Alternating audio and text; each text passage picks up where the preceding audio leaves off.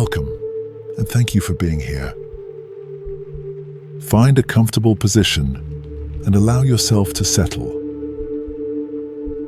There is nothing you need to do right now. Just this moment, this quiet time that belongs entirely to you.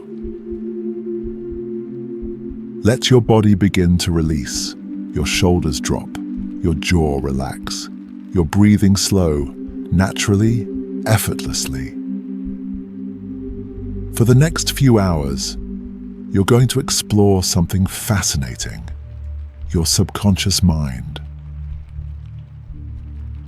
The hidden force that's been with you your entire life, shaping everything you experience.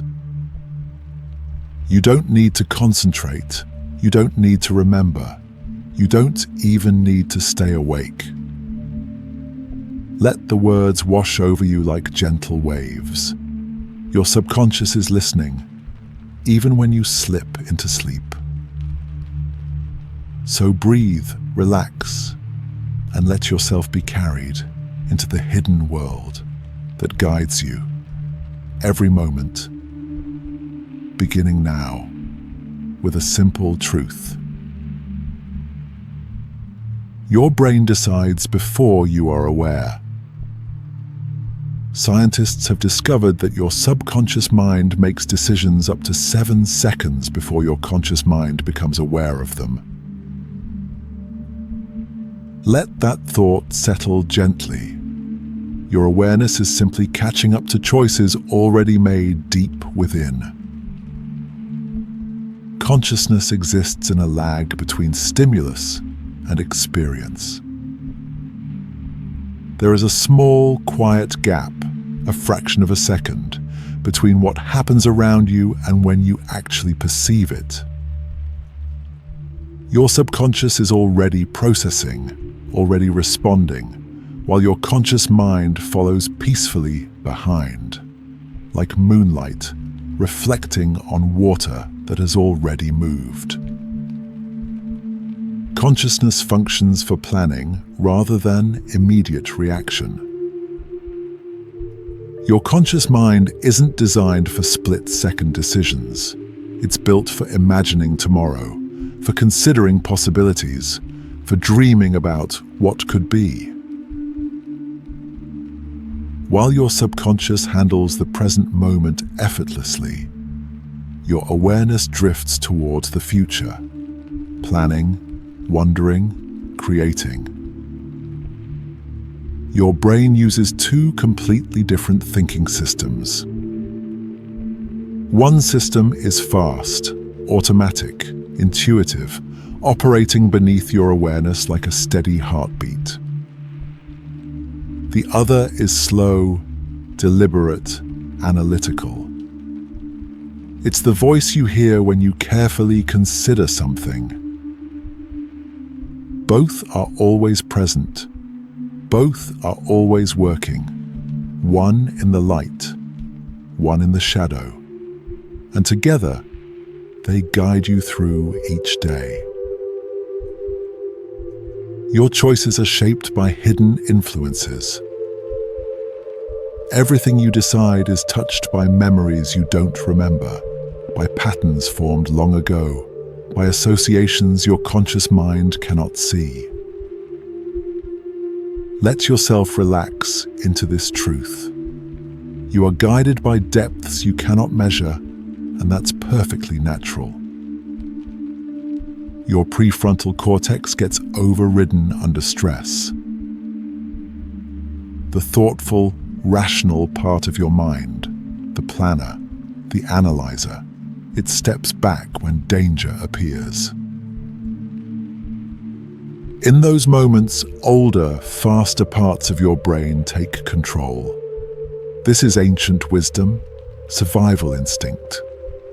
Your subconscious protecting you before thought can even form. Your brain predicts danger before it arrives. Even now, as you rest, your mind is scanning, anticipating, preparing. It looks into the next moment, the next possibility, feeling for threats in the darkness, keeping you safe while you drift. This vigilance never sleeps, even as you begin to sleep. Your amygdala automatically scans for threats before you know it. Deep in the center of your brain, this small structure watches constantly, filtering every sound, every shadow, every sensation, searching for danger. And it does this work silently, invisibly, while your conscious mind thinks about other things, or thinks about nothing at all. Negative experiences are 3 times more powerful. Your brain holds on to difficulty, remembers pain more vividly than pleasure. This isn't cruelty, it's protection.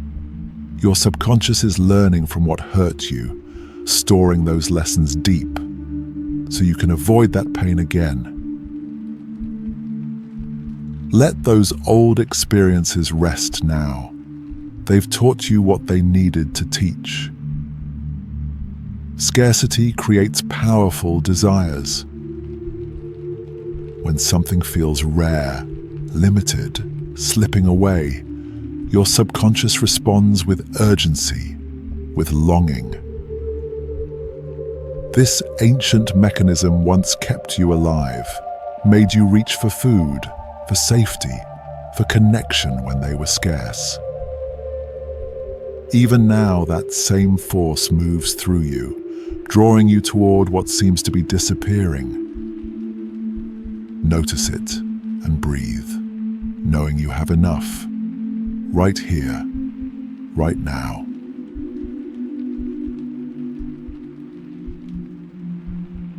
You judge people in 1/10 of a second. Before you've heard a word, before you've learned a name, your subconscious has already formed an opinion. In that brief flash, faster than thought itself, your mind has decided, trustworthy or dangerous, friend or stranger, safe or uncertain. This happens beyond your control, beneath your awareness, your ancient brain making assessments to keep you alive. You anchor to first impressions at a neurological level. That initial judgment, that first feeling about someone, it doesn't just fade away. It embeds itself into the neural pathways of your brain, becoming a reference point, an anchor. Everything you learn afterward is measured against that first moment. Your subconscious holds on to beginnings, even when endings tell a different story. Let yourself notice this tendency and breathe, knowing that first moments don't have to be final moments. Your brain pressures you to conform. There's a deep pull within you, a subtle force, drawing you toward the thoughts and behaviors of those around you. This isn't weakness, it's ancient belonging. Your subconscious knows that in the long history of humanity, being accepted by the group meant survival. Being rejected meant danger. Even now, that pressure remains, gentle or intense, shaping what you say, what you do, who you become, without you fully realizing it's happening. You assume everyone shares your beliefs and perspectives. It's called the false consensus effect, and it operates quietly in the background of your mind. You naturally believe that others see the world the way you do, that your opinions are common, reasonable, shared. Your subconscious projects your inner world outward, painting everyone else with colors from your own palette. This creates a comfortable illusion that you're surrounded by minds like yours, when really, Each person lives in their own unique universe of thought. The spotlight effect makes you think people are watching you. You walk through the world feeling observed, noticed, judged. Your subconscious magnifies your presence in the minds of others, making you believe that your mistakes are seen, your flaws are obvious, your every move is tracked. But the truth is gentler than that. Most people are lost in their own spotlight, barely noticing yours. Let that pressure dissolve now, as you realize how little attention the world truly pays. Everyone is the star of their own story, and only a background character in yours. Illusory superiority makes you believe you are above average. Most people think they're better than most people. It's a quiet confidence, an unexamined assumption that you're smarter, kinder, more skilled than the average person. Your subconscious protects your self-image this way, building a gentle shield around your ego. It's not arrogance, it's survival, a way of moving through life without drowning in self-doubt. Notice this tendency within yourself, with compassion, knowing it's simply your mind trying to keep you safe. You overestimate your own knowledge without realizing it. This is the illusion of explanatory depth. You feel like you understand how things work, how a zipper functions, how an election happens, how the economy moves. Until someone asks you to explain it, and suddenly the understanding crumbles. Your subconscious creates confidence without substance, a feeling of knowing that isn't matched by actual knowledge. And that's perfectly human. We all walk around believing we understand more than we do. Let yourself rest in that humility tonight. You automatically take credit for success, but blame others for failure. When things go well, your subconscious whispers, "You did this, your effort, your skill, your choice." When things go poorly, that same voice shifts. It was circumstances, bad luck, someone else's mistake. This is called the self-serving bias, and it protects your sense of worth. Your mind cannot afford to see you as responsible for every failure, so it redirects, it reframes, it preserves your ability to try again. Notice how this works in your own life, with curiosity rather than judgment. Your brain confuses familiarity with accuracy. Something you've heard before feels more true than something new, even if the new thing is actually correct. Repetition creates a sense of validity in your subconscious. The more you encounter an idea, the more real it seems, regardless of evidence. This is why rumors spread, why false beliefs persist, why the same stories get told until they feel like facts. Your mind mistakes the comfortable for the correct. Let yourself question what feels familiar, but not tonight. Tonight. Just let familiar thoughts pass by like clouds. Repeated exposure automatically makes you like things more. The mere exposure effect, the more you see something, hear something, experience something, the more your subconscious warms to it. A song you hated becomes tolerable, then pleasant, then beloved. A face you found strange becomes comforting. This happens without decision, without reason. Your brain simply learns to prefer what it knows. Familiarity breeds affection, and your subconscious is always learning what to love, based simply on what appears, again and again and again.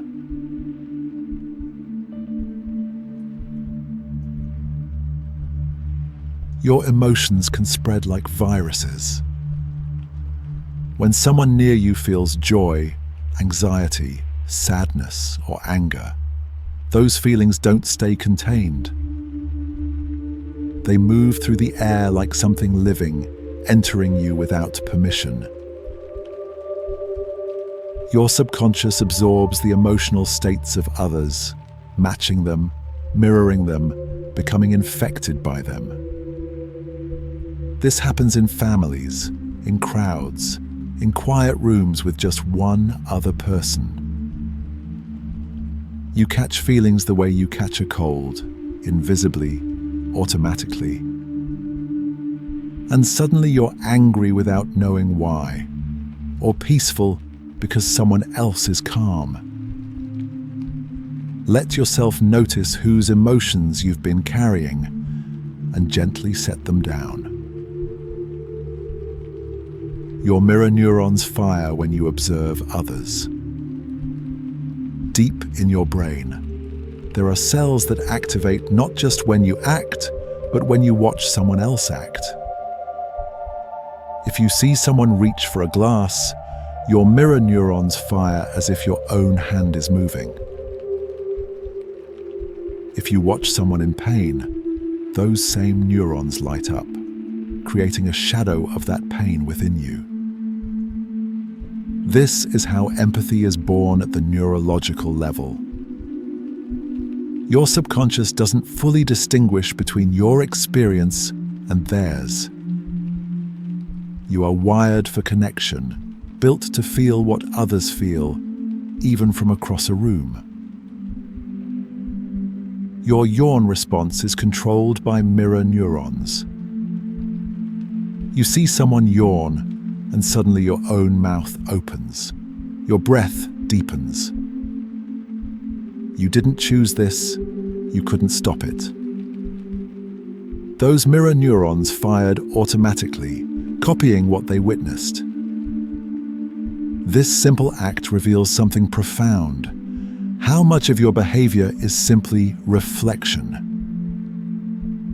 How much of what you do is because someone else did it first? Even now, reading these words about yawning, you might feel that familiar stretch beginning. Your subconscious responding to the mere suggestion. Laughter spreads through automatic emotional contagion. Hearing laughter triggers laughter, even when you don't know what's funny, even when nothing is amusing at all. Your brain hears joy and creates joy, matching the rhythm, the sound, the feeling.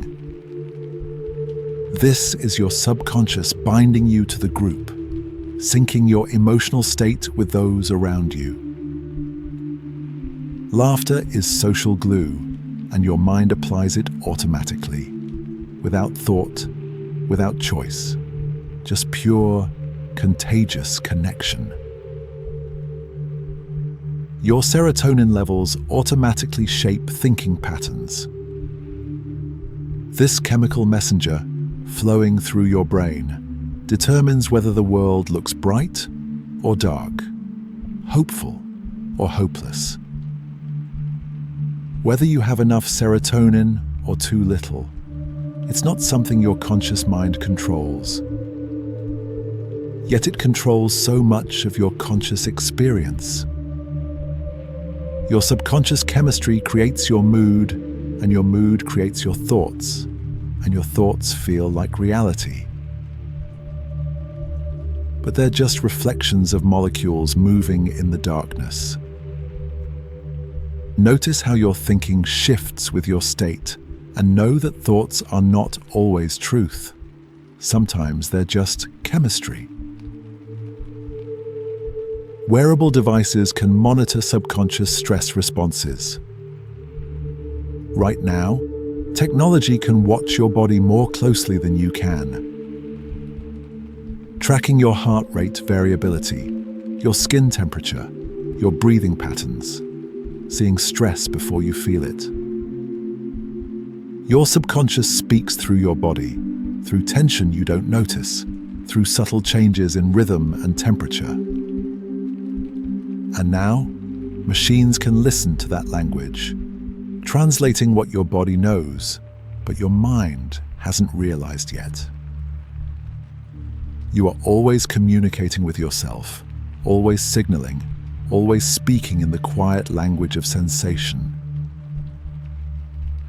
Even when you're not paying attention, especially when you're not paying attention. Let your body speak now. Let it tell you what it needs as you sink deeper into rest.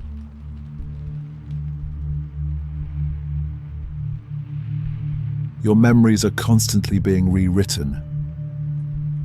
Every time you remember something, you're not accessing a perfect recording. You're reconstructing it, piecing it together from fragments. And in that reconstruction, things change. Details shift, emotions intensify or fade. The story bends toward what you need it to mean. Your subconscious is an editor, not a camera. Every memory you have has been revised, updated, altered, without you knowing it happened. The past you remember isn't the past that occurred. It's a story your mind keeps rewriting to make sense of who you are now. Your brain creates false memories. Sometimes you remember things that never happened at all. A conversation that didn't occur, an event you weren't present for, a detail someone suggested that your mind accepted as real. Your subconscious fills in gaps, invents connections, builds complete scenes from nothing but implication and imagination. And these false memories feel identical to real ones. They have the same weight, the same clarity, the same certainty. You cannot trust your memory to tell you what is true, only what your subconscious needs you to believe. Let yourself hold your memories more lightly tonight, knowing they are stories, not facts, narratives, not evidence. You remember experiences based on how they end. A difficult vacation with a beautiful final day becomes a good vacation. A pleasant evening that ends in an argument becomes a bad evening. Your subconscious judges entire experiences by their peaks and their endings, ignoring the average, the duration, the majority of what happened. This is called the peak-end rule, and it shapes everything you think you know about your past. The ending rewrites the beginning. The final moment colors all the moments before it. Your memories are conclusions, not chronicles, shaped more by last impressions than by truth. Your brain relies on what comes to mind first rather than facts. When you try to make a decision, to form an opinion, to answer a question, your subconscious doesn't search through all available information. It simply grabs whatever surfaces quickly. Whatever is easiest to recall, and treats that as representative of reality. This shortcut feels efficient, but it distorts everything. The most recent thing, the most dramatic thing, the most emotionally charged thing. These rise to the surface first, and your mind mistakes accessibility for frequency, mistakes ease of recall for importance. You think you're being rational, but you're just being quick. The availability heuristic distorts reality. If you can easily think of examples of something, your subconscious assumes it must be common. If plane crashes come to mind easily, you believe flying is dangerous, even though it's statistically one of the safest things you can do. If you recently heard about a disease, you feel more vulnerable to it. Your brain confuses what's memorable with what's likely, what's vivid with what's frequent.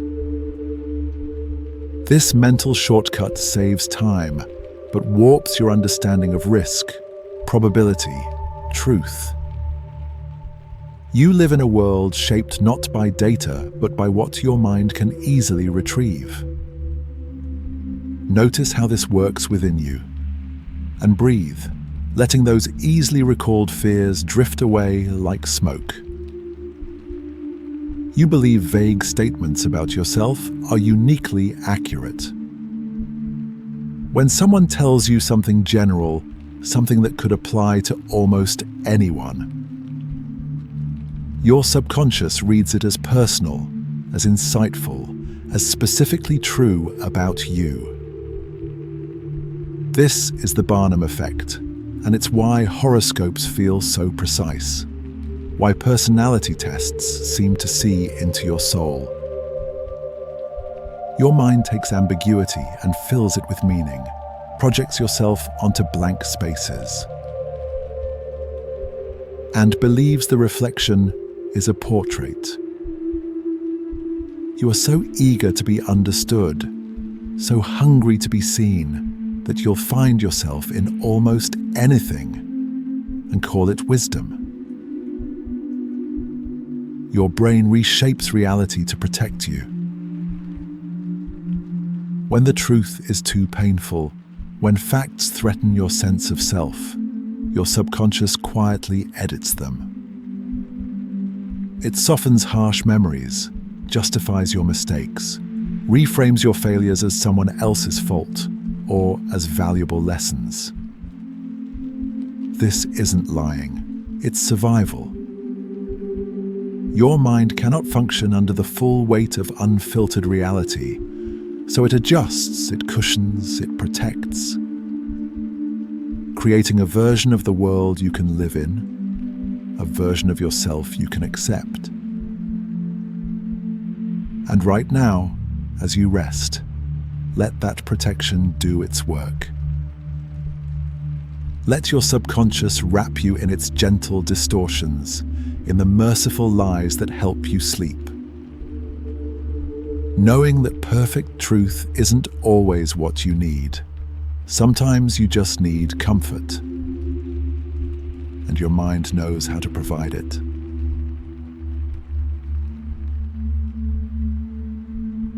Repeated experiences create ingrained mental patterns. Every time you do something, think something, feel something, your brain carves a path.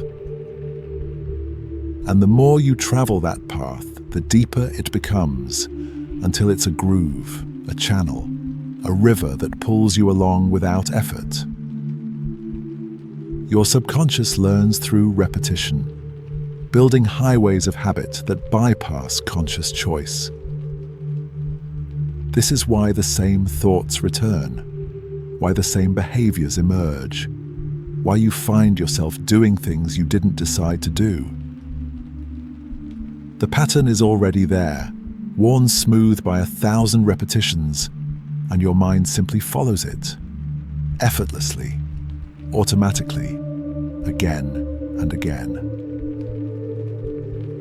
Your dopamine system creates automatic approach and avoidance.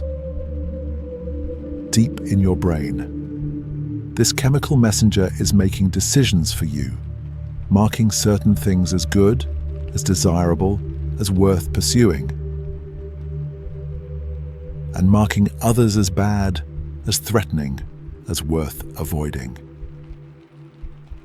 You don't choose what triggers your dopamine. Your subconscious has already learned already associated, already decided what brings reward and what brings pain. And now you move through life pulled towards some things and pushed away from others, following invisible threads of neurochemistry. Believing these are your choices, when really they're automatic responses, carved into you by experience and reinforced by repetition. Your hippocampus encodes future expectations.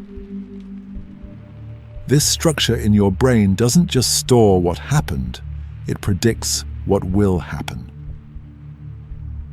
It takes patterns from your past and projects them forward, creating expectations, assumptions, prophecies about what comes next. Your subconscious is always forecasting, always anticipating. And those forecasts shape your reality. If your hippocampus expects rejection, you'll see rejection everywhere. If it expects success, opportunities appear. You're not experiencing the world as it is. You're experiencing the world as your brain expects it to be. Let those expectations soften now. Let the future be uncertain, unknown, open, instead of already written by your past. Emotional memory systems shape future reactions. Something happens that makes you feel a certain way, and your subconscious takes note, filing that feeling away, connecting it to the situation, the place, the person, the sensory details. And the next time something similar appears, that old emotion rises automatically, before thought, before reason. You might not even remember the original experience, but the feeling remains, guiding you, warning you, influencing your response. Your present is haunted by emotional echoes from your past, reactions that made sense once, but now appear without context, without explanation. Just pure feeling, rising from depths you cannot see. Your subconscious resists changing ingrained patterns. When you try to break a habit, to think differently, to behave in a new way, you're fighting against neural pathways that have been strengthened by countless repetitions. Your brain prefers what's familiar, what's proven, what requires less energy. Change feels dangerous to your subconscious, uncertain, threatening. So it pulls you back, creates discomfort, generates excuses and justifications, anything to return you to the known path. This resistance isn't failure, it's biology. Your mind is doing what it was designed to do, protect you by keeping things the same. Even when the same is what's hurting you, even when change is what you need, your subconscious holds on tight to what it knows. You underestimate how long tasks will take. This is called the planning fallacy, and it happens every time you make a schedule, set a deadline, predict when you'll finish. Your subconscious is optimistic, imagining everything will go smoothly, that obstacles won't appear, that motivation will remain constant. It ignores past experience, forgets how long things actually took before, and creates timelines based on ideal conditions that rarely exist. You're always surprised when things take longer than expected, even though they almost always do. Your mind lives in best-case scenarios, while reality unfolds in something messier, slower, more complex. Let yourself release the pressure of unrealistic timelines tonight. knowing that time moves at its own pace, regardless of your plans. Virtual reality can engage automatic response systems. When you put on a headset and step into a digital world, your subconscious responds as if it's real. Your heart rate increases when you stand on a virtual cliff. Your palms sweat when a virtual threat approaches. Your mirror neurons fire when you watch a virtual person act. Your ancient brain doesn't distinguish between actual and simulated experience. It simply responds to sensory input, to visual information, to spatial relationships. This reveals something profound. How much of your reality is already virtual, already constructed by your brain, already a simulation? Based on sensory data and prediction, you've always lived in virtual reality, created by your subconscious, moment by moment, and called it the real world. Let that boundary dissolve as you drift, knowing that everything you experience is already interpretation, already filtered, already a dream your brain is having while you sleep.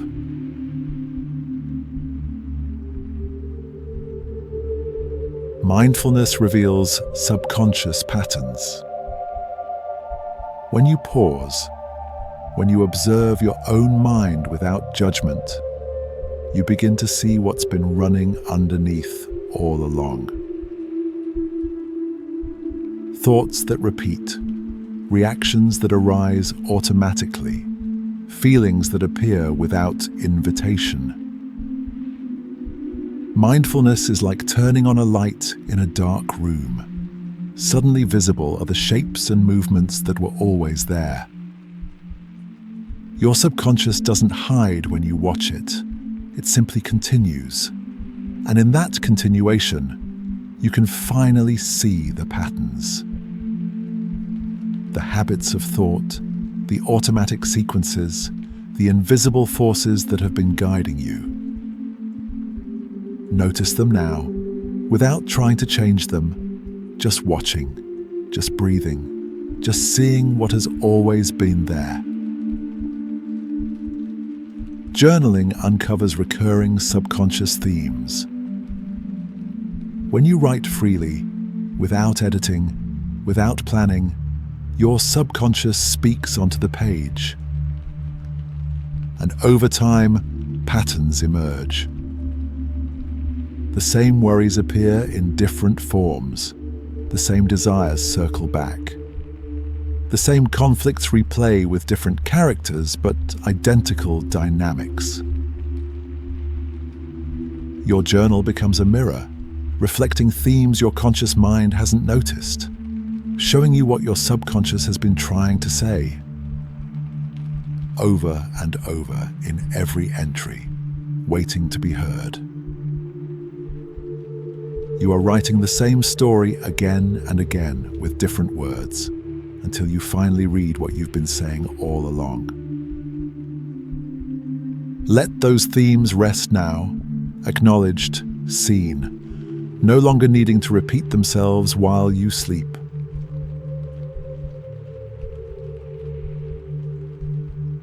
Your consciousness may exist outside ordinary time. There are moments when the future feels present, when something that hasn't happened yet feels remembered.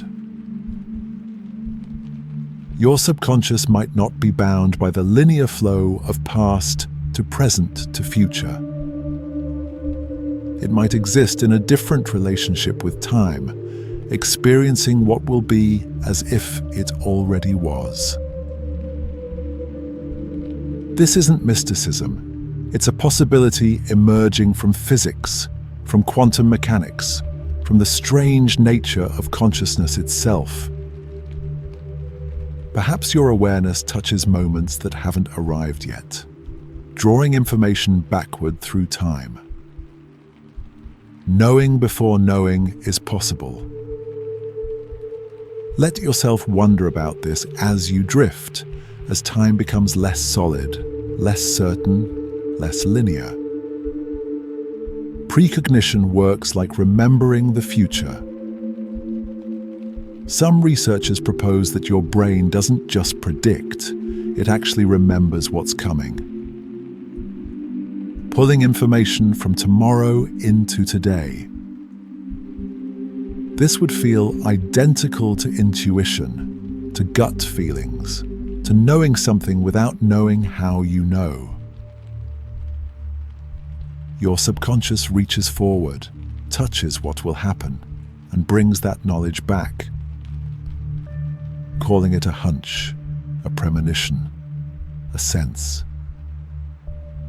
You've felt this before, the certainty that something was about to occur. And then it did. Was that prediction, or was it memory, traveling in the wrong direction through time? Your mind may be more fluid with chronology than you realize. Your brain may be entangled with its future self. In quantum physics, particles can be entangled, connected across space and time, influencing each other instantaneously. Some theorists suggest consciousness might work similarly, that your present mind is entangled with your future mind, sharing information, existing in connection across moments that haven't happened yet. This would mean you're always in contact with who you will become, always receiving echoes from tomorrow. Your subconscious might be having conversations with itself across time. And what you call intuition is simply you, listening to yourself from the future, speaking backward, guiding, warning, knowing. Consciousness can operate through precognition. If your awareness exists outside linear time, if your subconscious can access what hasn't happened yet, then you're not just reacting to the world, you're responding to futures that haven't arrived. Making choices based on knowledge that shouldn't exist yet. This changes everything about free will, about causation, about the nature of decision itself. Perhaps the choices you make today are influenced by outcomes you haven't experienced, by a future self reaching back, nudging, suggesting, whispering through intuition. You are more connected to what comes next than you imagine. Let yourself trust those whispers now, those quiet knowings that arise without explanation. Your future self, speaking softly through the darkness, telling you everything will be okay as you let go and sleep.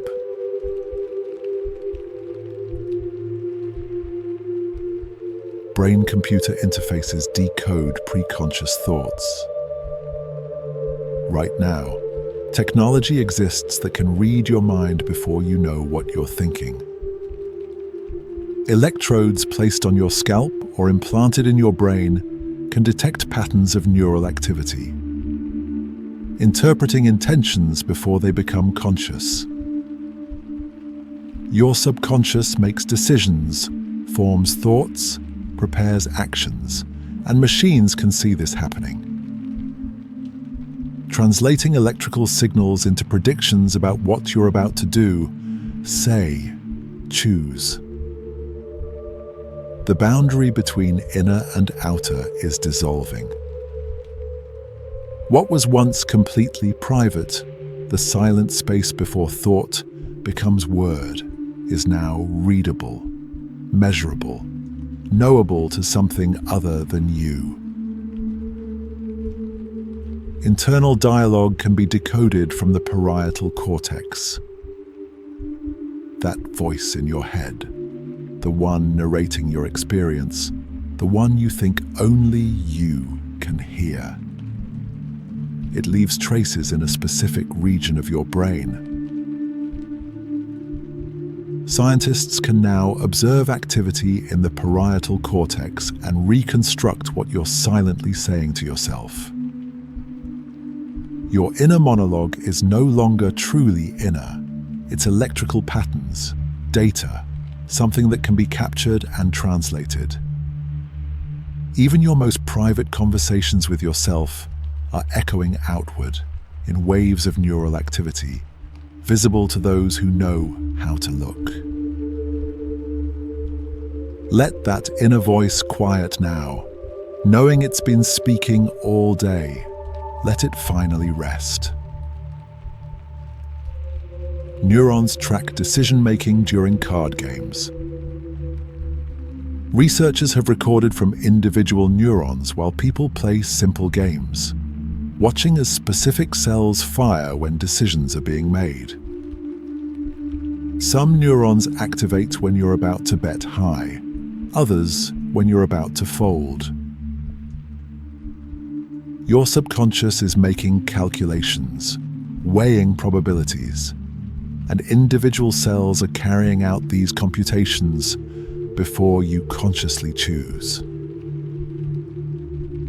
The decision is already happening at the cellular level, neuron by neuron, building toward the choice you'll eventually think is yours. But really, it was decided by cells firing in sequence in the darkness of your skull, doing mathematics you never see.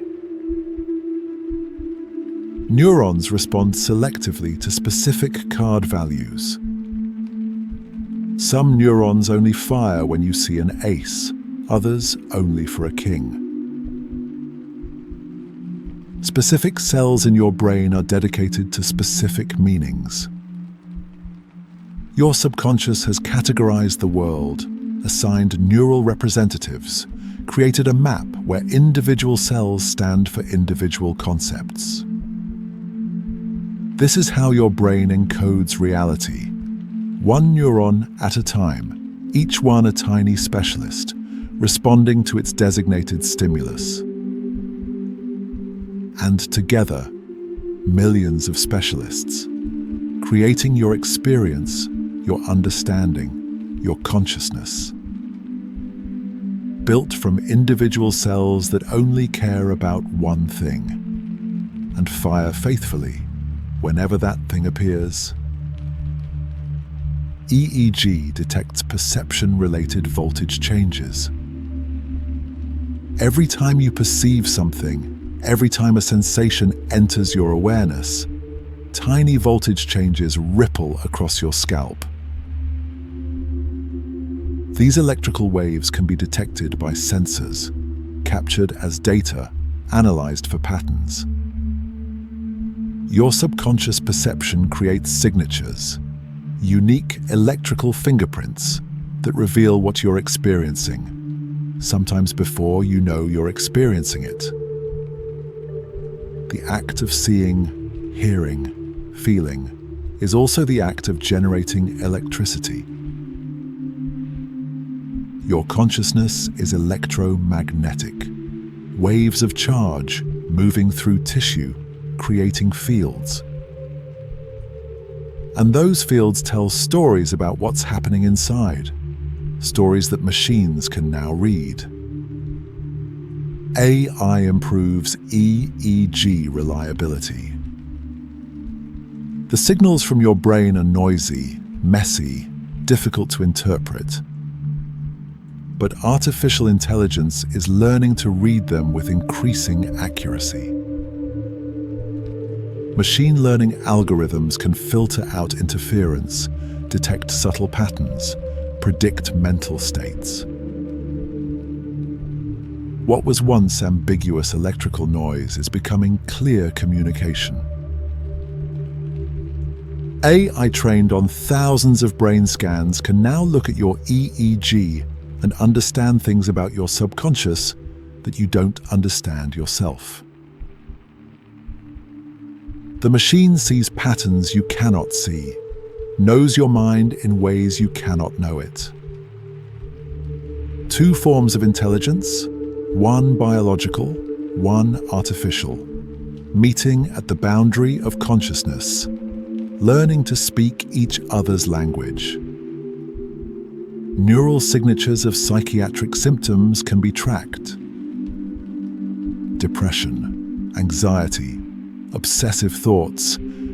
These aren't just experiences, they're patterns of neural activity. Specific signatures that can be detected and measured. Your subconscious suffering has a shape, an electrical profile, and technology can identify it.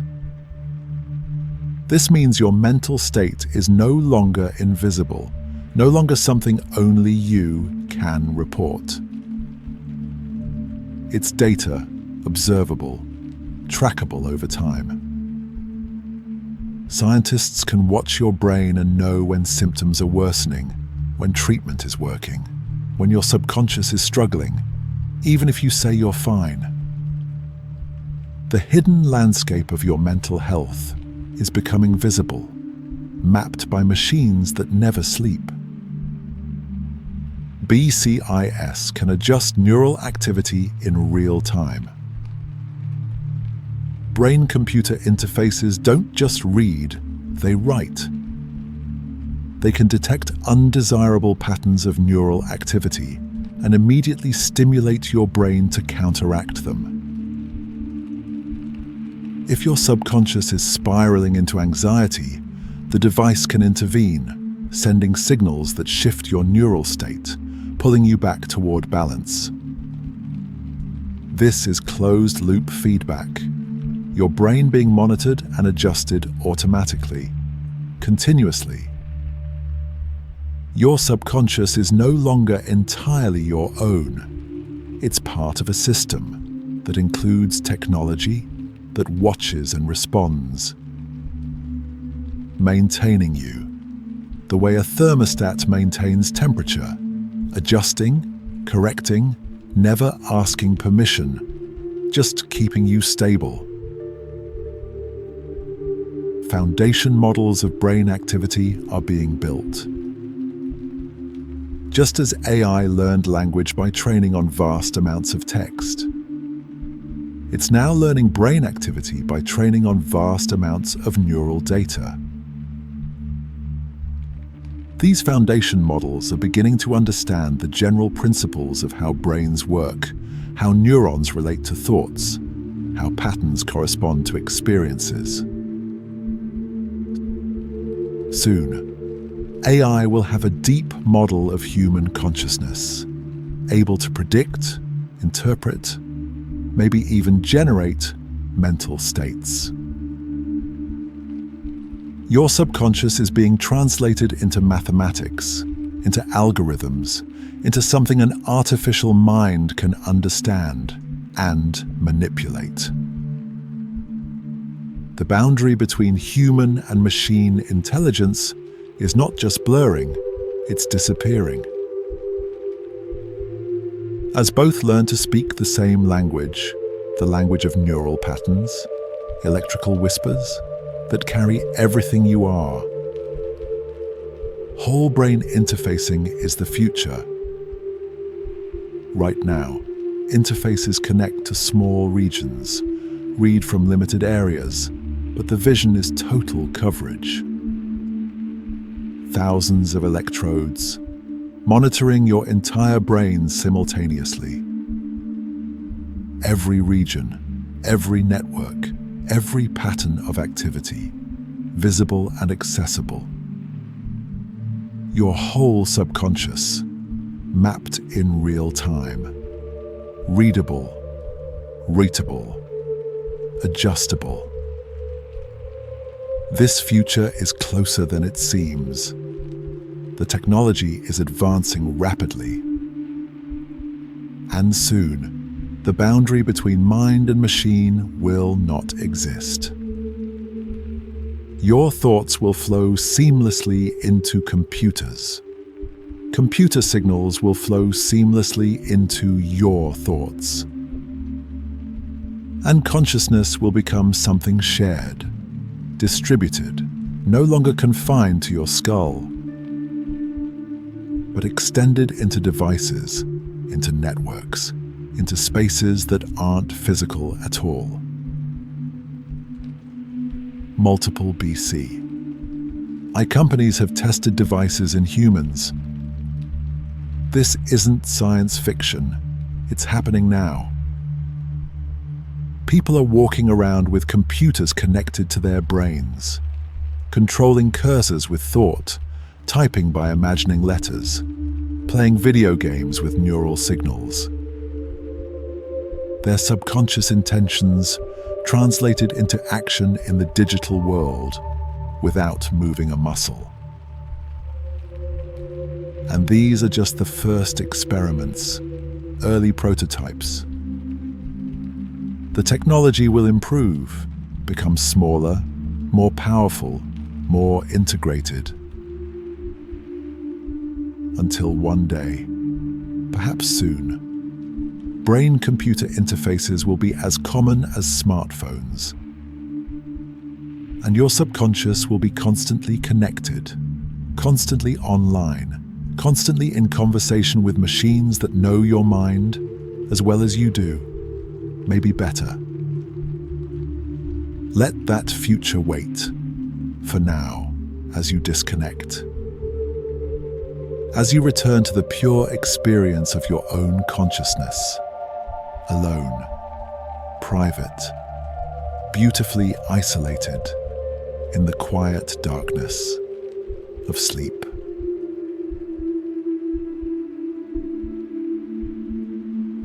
The posterior parietal cortex contains mixed signals. Deep in your brain, in this region where sensation meets intention, scientists have discovered something strange. Neural activity that doesn't quite make sense. Signals that seem to carry multiple meanings at once. Conscious and unconscious information blended together. Your subconscious doesn't operate in neat categories. It overlaps, mingles, creates areas where the boundary between aware and unaware becomes impossible to draw. There are parts of your brain right now generating signals you're not quite conscious of, but not quite unconscious either. Existing in a twilight state between knowing and not knowing, always present, always active, always contributing to who you are, without ever fully announcing themselves. Multiple brain regions contribute to implicit learning. When you learn something without trying, without awareness, it's not happening in just one place. Your cerebellum, your basal ganglia, your cortex, all working together, building knowledge you don't know you're acquiring. Your subconscious is a collaboration, a network, dozens of regions silently coordinating, teaching you patterns, preparing responses, creating expertise. And you wake up one day able to do something you couldn't do before, with no memory of learning it. No sense of the thousands of neural conversations that made it possible. Just the quiet competence that appeared as if by magic, while your conscious mind was looking elsewhere. The Mind Beagle can detect covert consciousness. There's a device now designed to find awareness hiding in unresponsive bodies. It presents stimuli, watches brain activity, looks for patterns that indicate someone is listening, understanding, conscious. Even when they can't move, can't speak, can't show any outward sign of awareness, their subconscious is awake, processing, experiencing, trapped behind a body that won't respond. This technology is revealing hidden consciousness, finding minds that everyone thought were gone. Still present, still aware, waiting in silence for someone to notice they're still there. Still thinking, still feeling, still themselves, just locked inside. Every unresponsive patient tested showed consciousness. In early studies, every single person, everyone who seemed unconscious, showed brain activity indicating awareness. 100%, all of them, conscious. Their subconscious was responding to language, to their own name, to meaningful sounds, even though their bodies lay completely still. This is staggering. The possibility that consciousness persists, even when every outward sign is gone. That awareness might be far more resilient than we believed, more stubborn, more enduring. Continuing in the darkness, in the stillness, experiencing, knowing, being, without any way to communicate that experience. Let yourself feel grateful for your ability to move, to speak, to show the world that you're here, aware, present. Something not everyone can do, even when they desperately want to. Disorders of consciousness are often misdiagnosed. Up to 40% of the time, doctors declare someone unconscious when they're actually aware. The tests fail, the observations miss, the conclusions are wrong, and a conscious person is labeled vegetative. Their subconscious is active, their awareness is present, but no one knows. This happens because consciousness is subtle, hidden, not always obvious from the outside. Your inner experience is vast, but its external signs can be minimal. Someone could be fully aware, fully themselves, and appear to be nothing, no one, gone.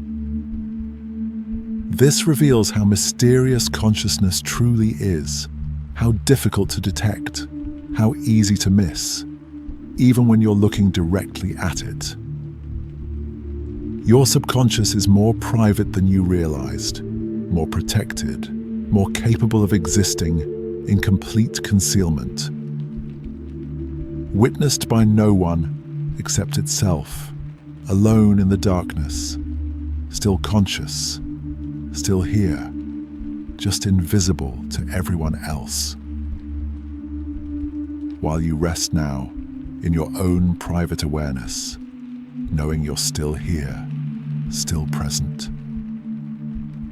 Even as the world outside slowly fades away.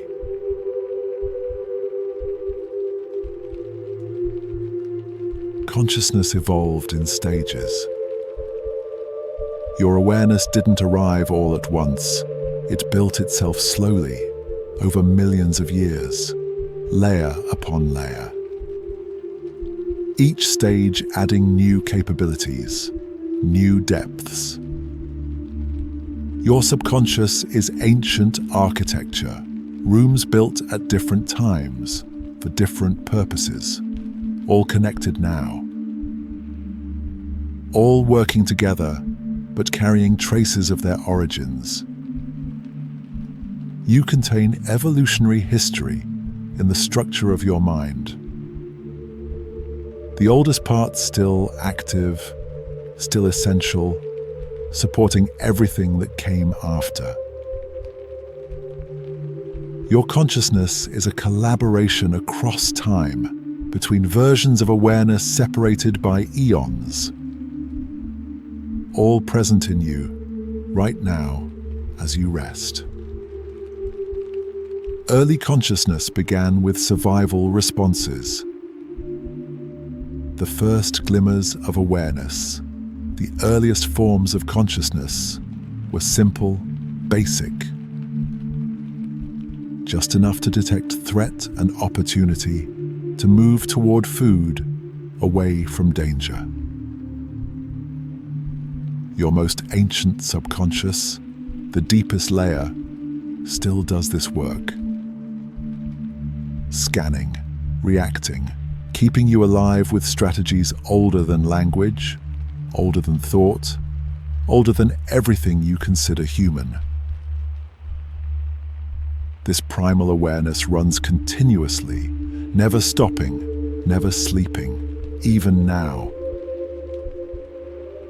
Even as your higher consciousness drifts towards sleep, that ancient watchfulness remains, faithfully monitoring the way it has for hundreds of millions of years. Focused awareness emerged later. After simple survival consciousness came something new, the ability to concentrate, to hold attention on one thing, blocking out everything else.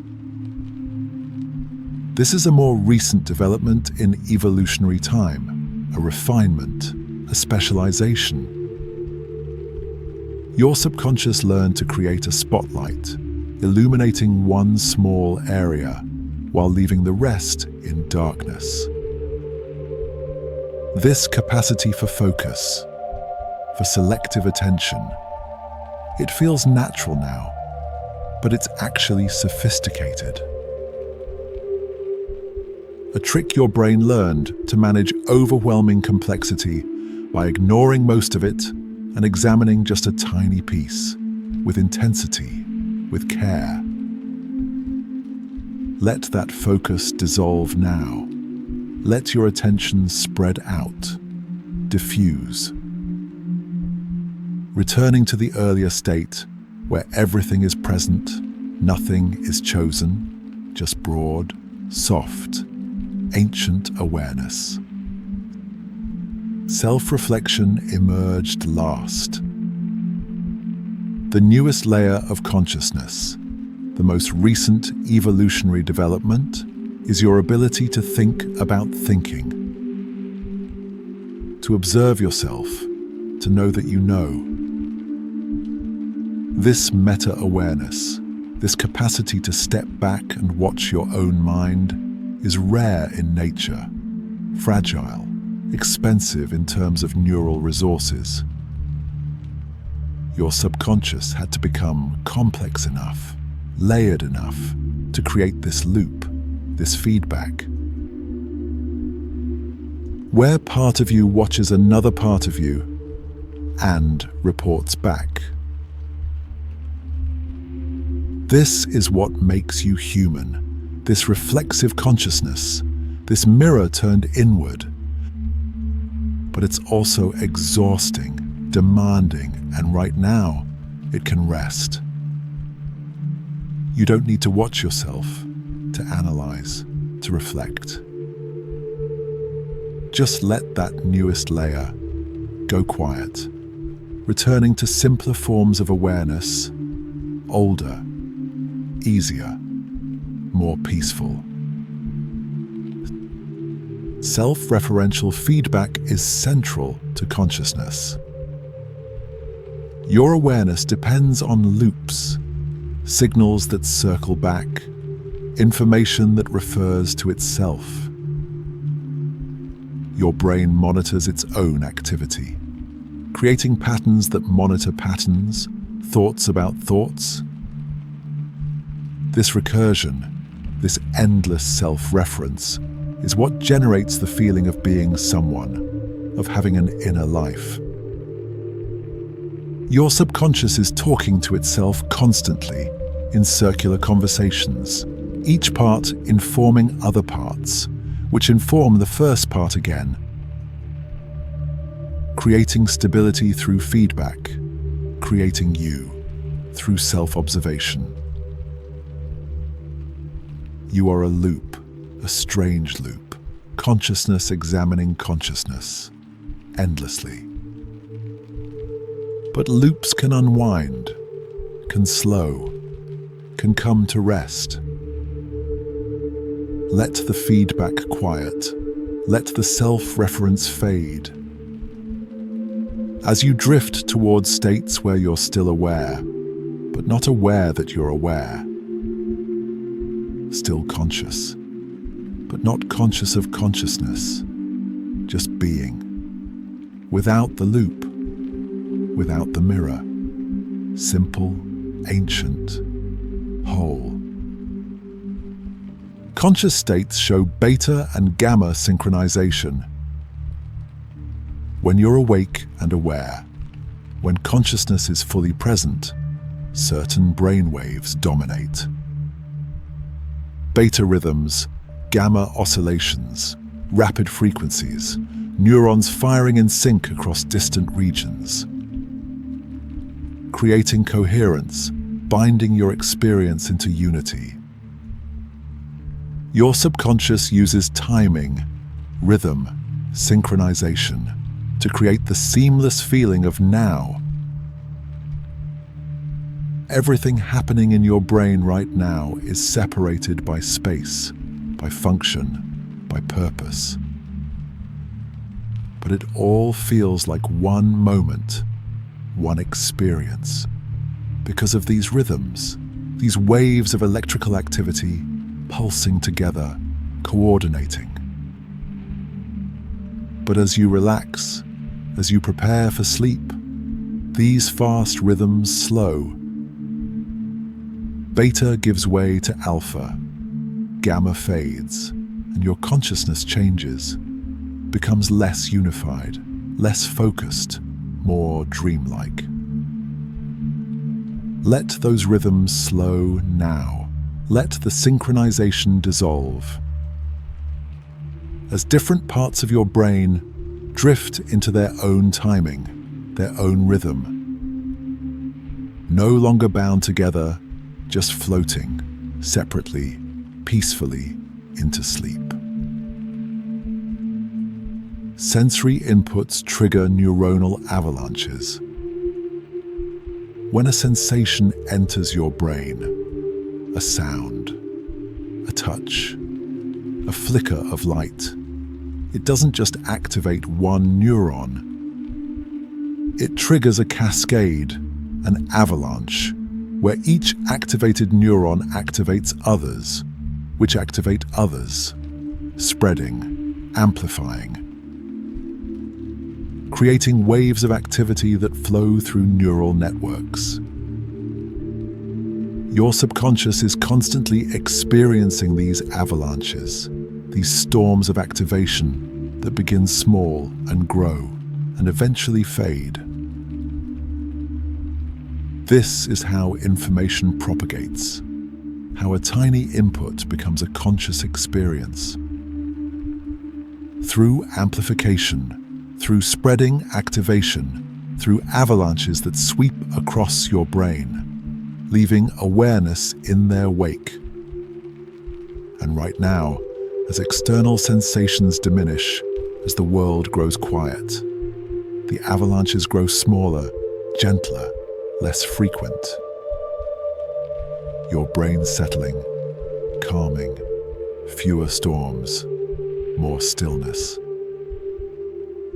Until finally, even the smallest sensations create only the softest ripples, barely noticed, barely felt. As consciousness dissolves into the quiet, into the deep, into sleep.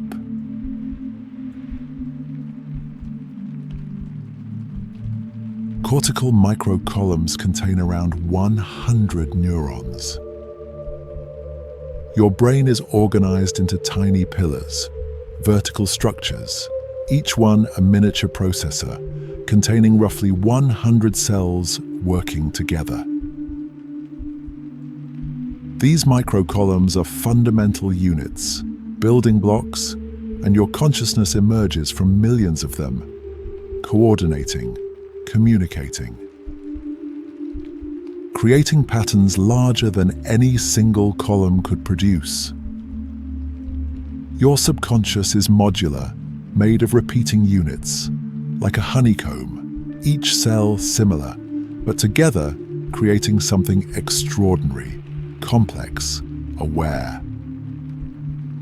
Right now, as you rest, millions of these tiny columns are active, humming quietly, maintaining the background of your awareness.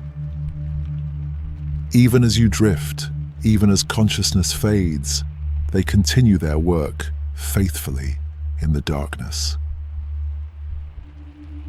Glutamate resonates with zero-point field modes.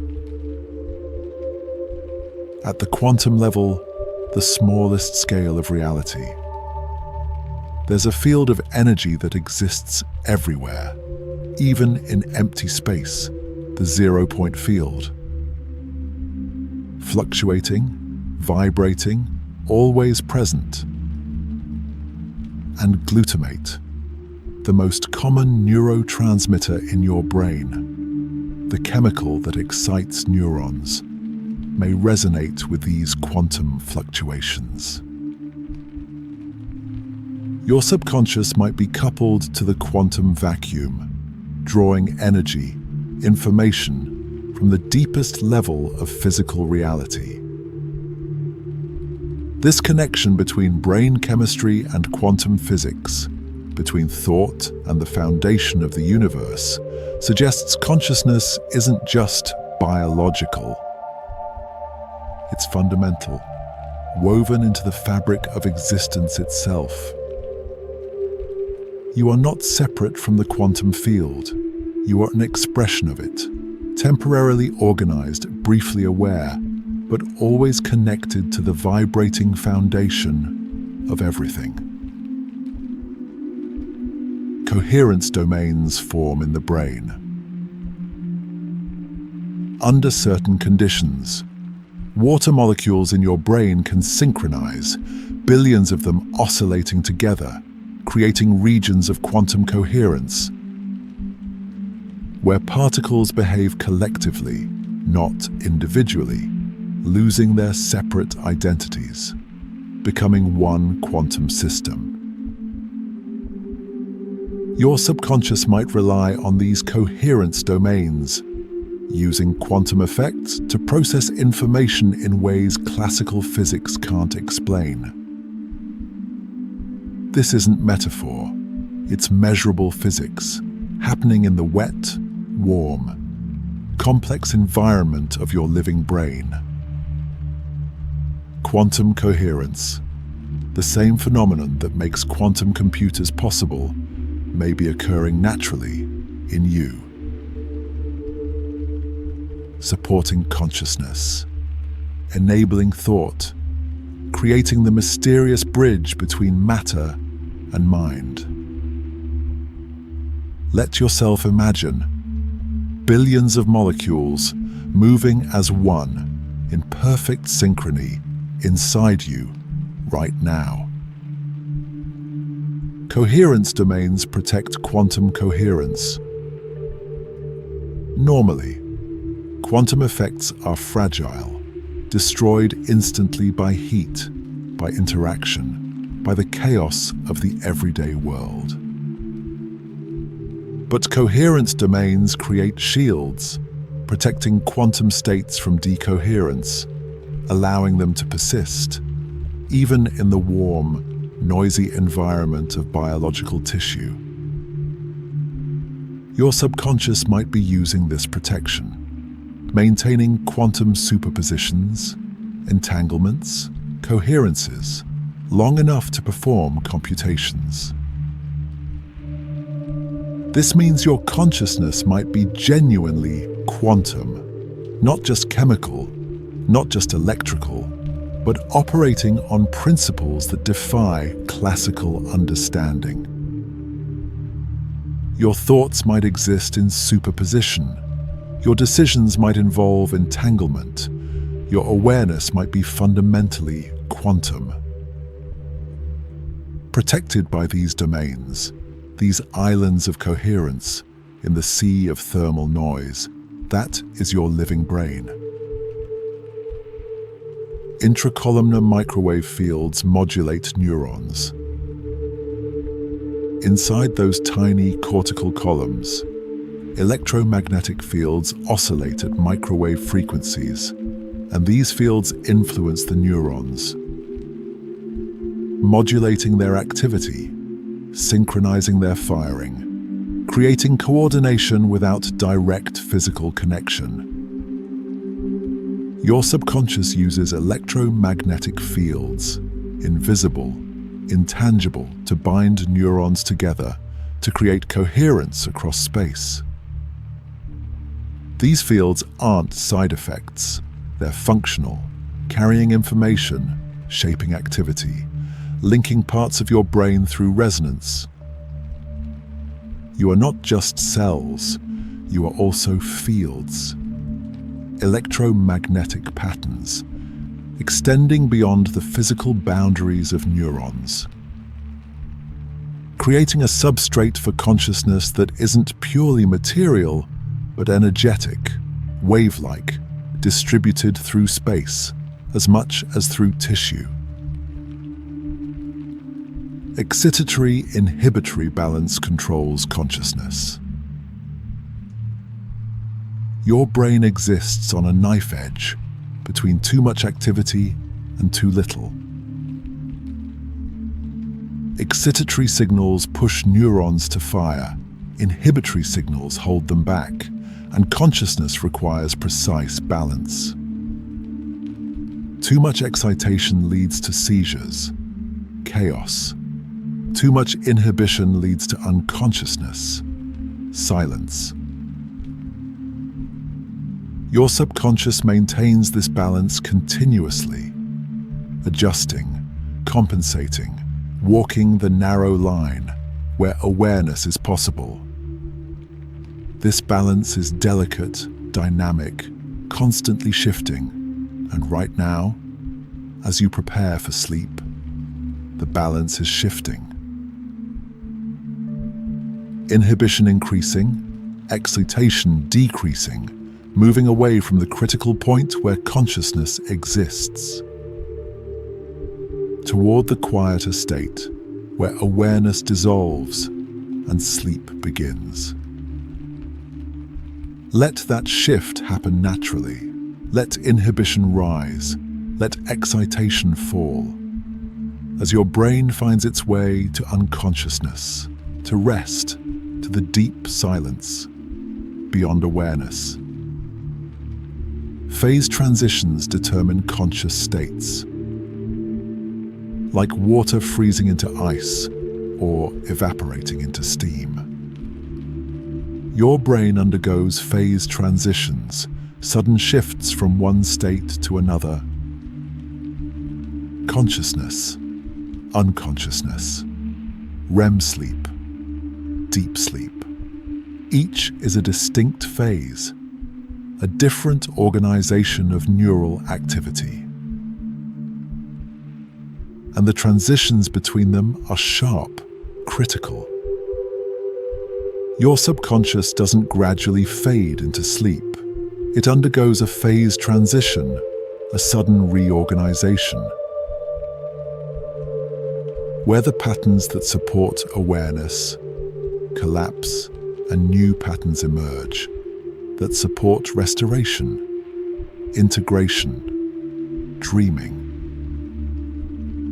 You're approaching that transition now, moving toward the critical point, where consciousness will suddenly shift, reorganize, and disappear.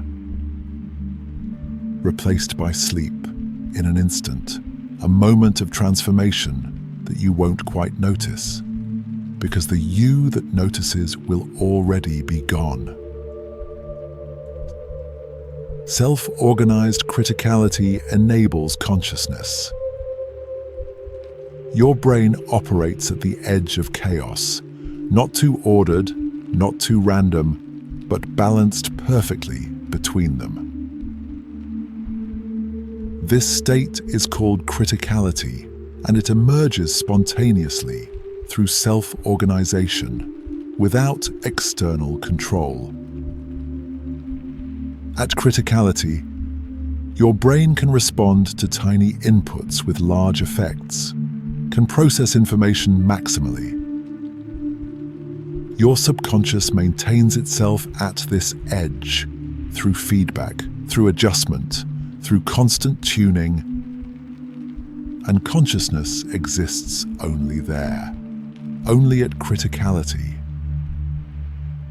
This is why consciousness is so fragile.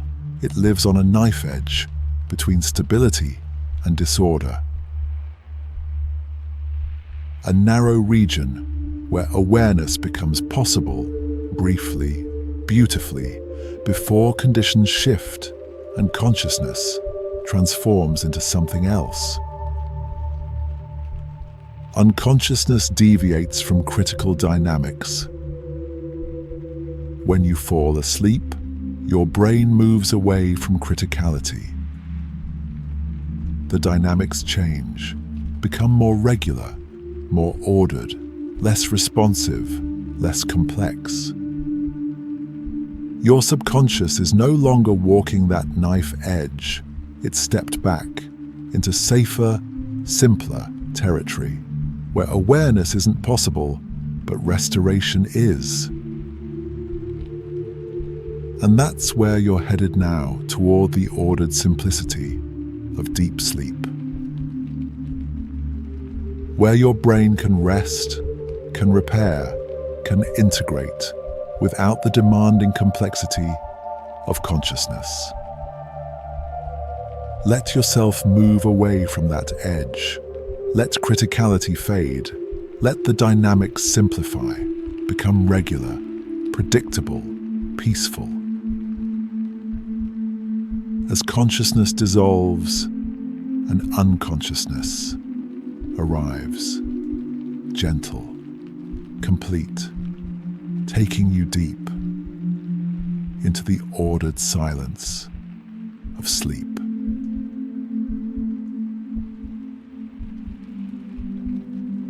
Consciousness may be fundamental, not emergent. Everything you've been taught suggests that consciousness arises from matter, that neurons create awareness. But there's another possibility, that consciousness comes first, that it's fundamental, like space, like time, like energy. Not created by anything, but simply present, the ground of all existence. Your subconscious might not be generated by your brain, but rather filtered through it, expressed by it, localized by it. Consciousness might be everywhere, and your brain simply tunes into it, the way a radio tunes into signals that already exist. You are not creating awareness. You are awareness, temporarily focused, briefly individual, but fundamentally part of something much larger, much older, that was never created and can never be destroyed. Consciousness constitutes the fundamental element of reality. In this view, matter is secondary, derivative. Consciousness is primary, the substance from which everything else emerges. Your thoughts, your perceptions, your sense of self. These aren't products of neurons firing. They're the fundamental reality.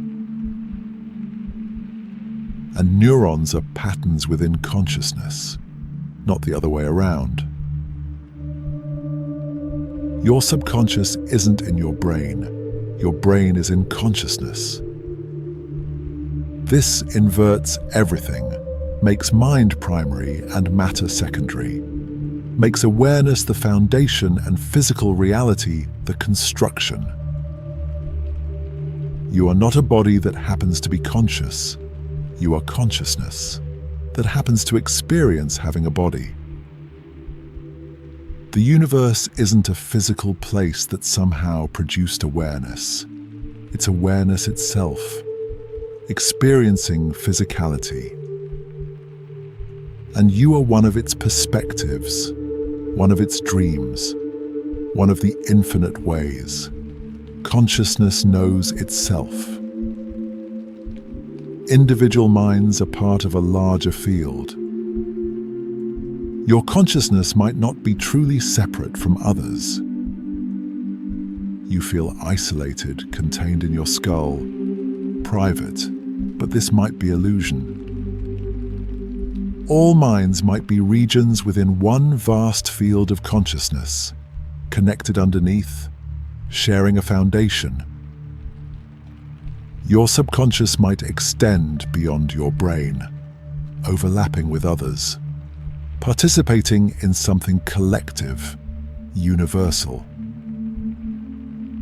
When you feel alone, you're forgetting the deeper connection, the underground ocean that links every island of awareness. You are distinct, but not separate, individual, but not isolated. A wave that feels like it's just itself, forgetting it's also the ocean, also every other wave, also the depths. Let yourself feel that connection now, that you're not alone in consciousness. That every aware being shares the same fundamental nature, the same essence, the same infinite field, temporarily expressing itself as you, as them, as everyone, forever. Telepathy may arise from shared consciousness. If minds are connected at a deeper level, if consciousness is a field we all participate in, then direct mind-to-mind communication becomes possible. Your subconscious might already be in contact with other minds, beneath the surface of ordinary awareness, sharing information through the underlying field. Moments when you think of someone just before they call, when you know what someone will say before they speak, these might not be coincidence, but contact. Brief openings where the deeper connection becomes apparent. You are always in communion with other minds, linked, but usually unaware of it. Like fish, unaware of water, swimming in connection, breathing it, never noticing, until suddenly, briefly, the connection becomes conscious. And you know, without knowing how you know, what someone else is thinking, feeling, experiencing, across space, across silence, through the shared field of consciousness itself. Brain impairment may allow atypical access. When your brain is damaged or altered by drugs or shut down during near death, the filter weakens. And sometimes, people report expanded consciousness, not diminished. They experience more awareness, not less. See further, feel deeper, know things they shouldn't be able to know. This suggests the brain might be a limiting device, a reducer, narrowing consciousness down to survival-relevant information. And when that limitation is removed, consciousness expands, accessing what was always there, but normally filtered out. Your subconscious might be much larger than you realize, extending far beyond your brain's ability to process. And what you experience as normal awareness is just the tiny fraction your brain can handle. The rest remains vast, unlimited, always present, waiting beyond the filter. in regions of consciousness you rarely visit, but might, under certain conditions, suddenly access. Briefly seeing how much more there is, how much bigger you are than the small awareness your brain usually allows. Consciousness can exist beyond time. If consciousness is fundamental, if it's not produced by physical processes, then it might not be bound by physical time. Your awareness might exist in a timeless dimension, experiencing past, present, and future simultaneously. What you call memory and anticipation might both be forms of direct perception, accessing what is, from a perspective outside temporal flow. Your subconscious might not be traveling through time, but observing it all at once, like someone viewing a river from above, seeing the entire length. While you, in your limited awareness, experience only the one moment, the one point, moving forward. But beneath that, in the depths of consciousness, all moments exist together, accessible, present,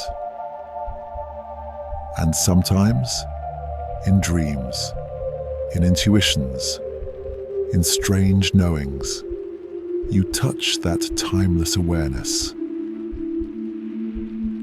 and know something about tomorrow, or remember something that hasn't happened yet.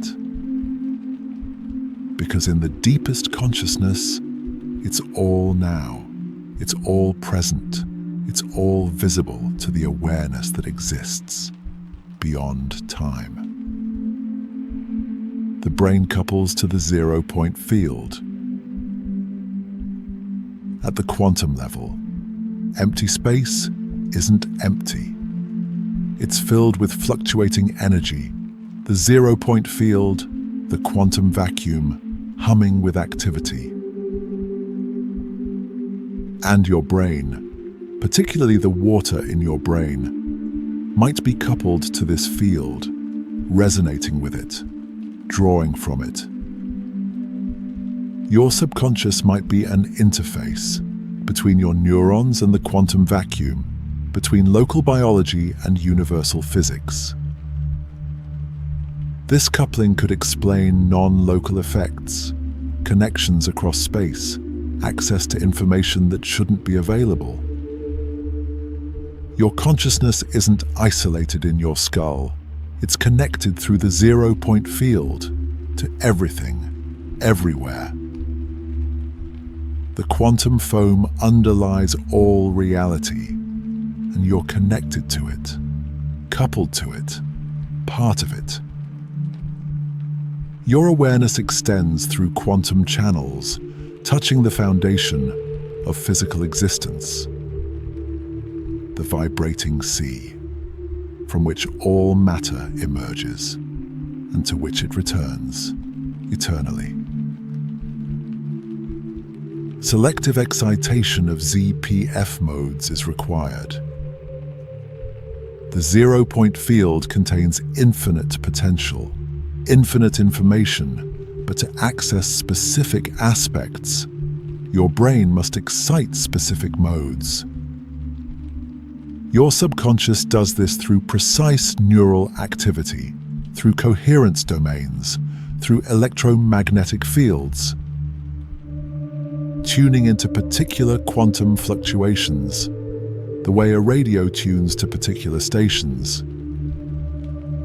You're not accessing all of the 0-point field, just particular resonances, particular frequencies that your brain's current state can couple with.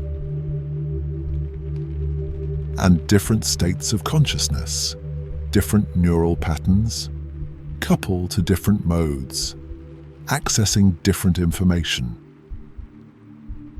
This is why altered states reveal different realities, why meditation accesses different knowledge. You're tuning to different frequencies in the infinite spectrum of quantum possibility. Amplification of ZPF modes creates consciousness.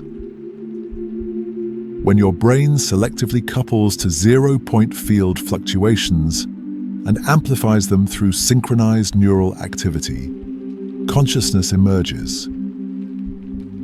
Your awareness might be amplified quantum vacuum fluctuations, organized by your brain, but sourced from the fundamental field.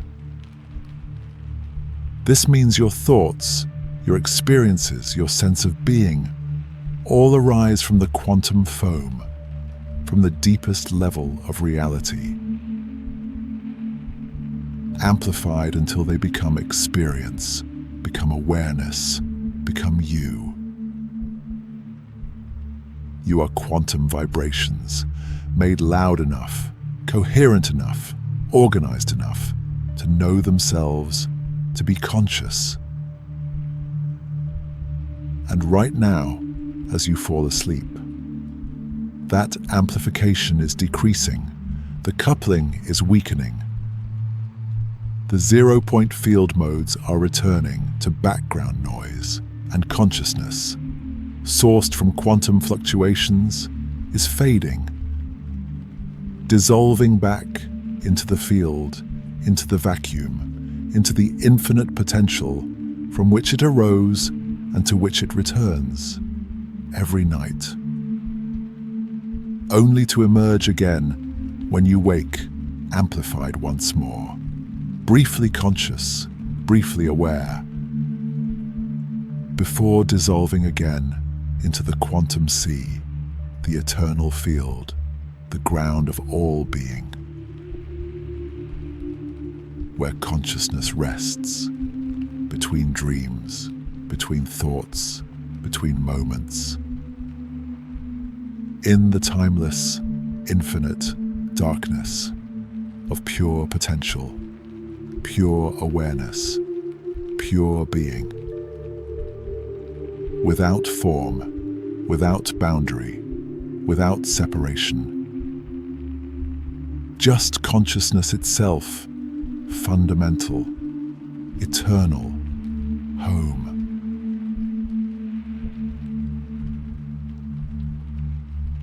Consciousness research lacks consensus.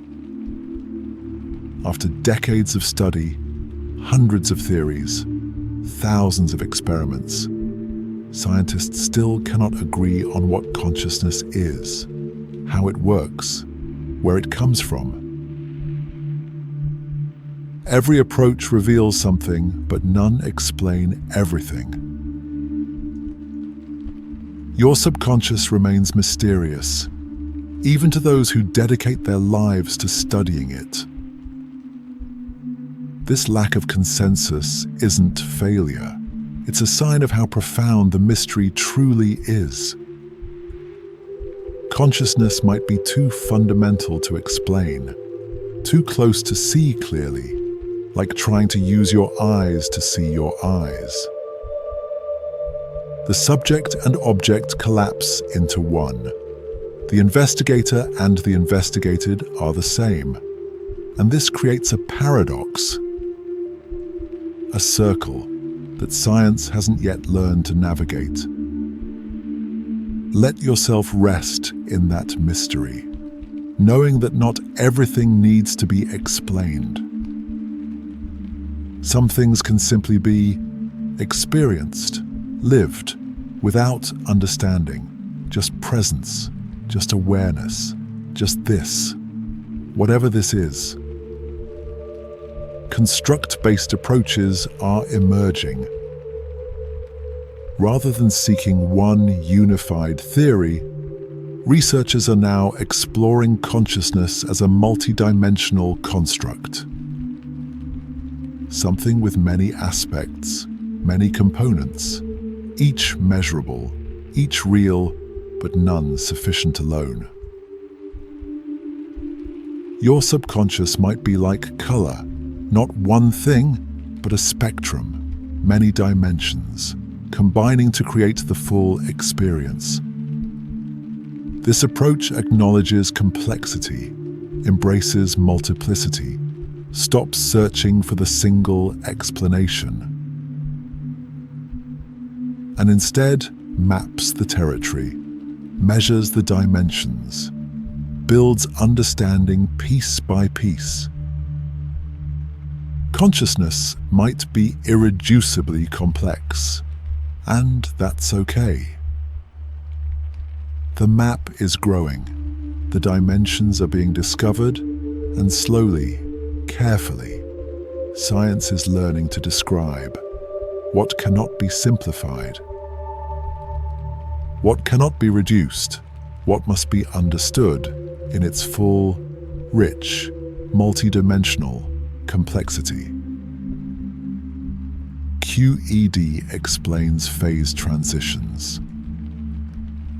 Quantum electrodynamics, the theory of how light and matter interact, might explain how your brain shifts between conscious states.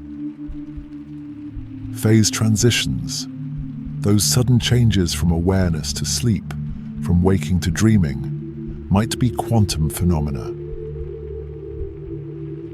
involving coherence domains, electromagnetic fields, collective behaviors of particles.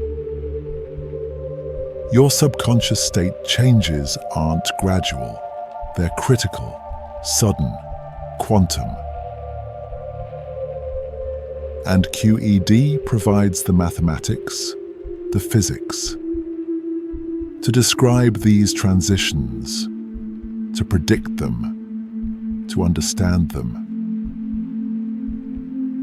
You are a quantum system, undergoing phase transitions, as fundamental as water freezing, as ice melting. Your consciousness is matter behaving quantum mechanically. And the same equations that describe photons and electrons might describe the emergence and dissolution of awareness itself. Let that sink in as you approach your own phase transition, your own quantum shift from waking to sleeping, from consciousness to its absence, a change as fundamental, as profound as any transition in the physical universe. Novel experiments will test ZPF coupling. Soon, scientists will conduct experiments specifically designed to test whether the brain couples to the zero-point field, whether consciousness arises from quantum vacuum fluctuations. These aren't philosophical questions anymore. They're testable hypotheses, measurable predictions. Your subconscious connection to the quantum foam, to the deepest level of reality, will be investigated, confirmed or refuted. The future of consciousness science involves experiments at the boundary, where biology meets quantum physics, where mind meets vacuum, where awareness touches the foundation of existence. And whatever they discover, we'll know more, understand better, move closer to grasping what you are, what consciousness is, what it means to be aware in a quantum universe. Let yourself be curious about what they'll find, about what's true, about the nature of your own awareness. As you drift toward sleep, toward the unknown, that science is still learning to explore. The DIWISS Institute studies consciousness. Around the world, organizations are forming dedicated entirely to understanding awareness.